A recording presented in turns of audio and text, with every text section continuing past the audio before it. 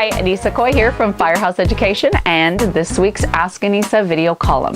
And this week, the question that we're going to talk about came from Elena. Elena in Florida. Hi, Elena. It was really good to talk to you on the phone the other day. And what she asked me was really great. She asked if I had any ideas or tips and tricks, things that I would share with somebody in regards to handling a loss when dealing with policy limits? And that is a really great question. So there are a couple of things that you could think about if you're dealing with policy limits. And I'm going to talk about contents on this. So let's say you have someone with policy limits of $50,000 on their contents and they have $100,000 in structure, let's say. And the structure damage well underneath their policy limits.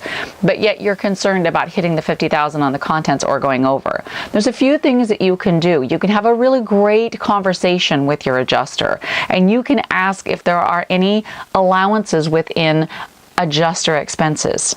Okay, for adjuster services, things like logging the destroyed items. Sometimes the cost of hauling a dumpster or hauling away destroyed contents to the dump can also go under what's called adjuster services. There's also sometimes a possibility that contents charges for that for the job can go onto the structure side of the claim.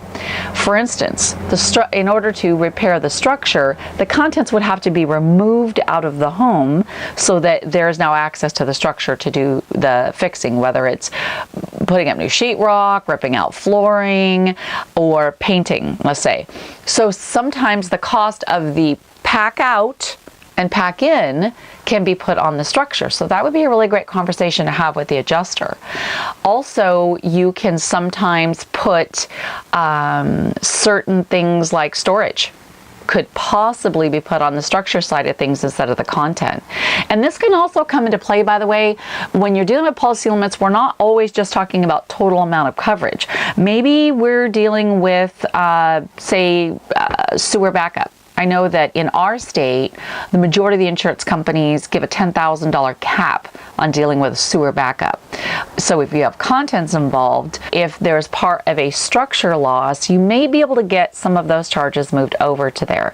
But what's really important is to have a really great conversation with the adjuster, and if at all possible, to be able to do that initial walkthrough with them so that you can all be on the same page. But those are just a few little tips and tricks to share with you that you can use to help yourself when you're combating and hitting against policy limits when dealing with contents cleaning or restoration.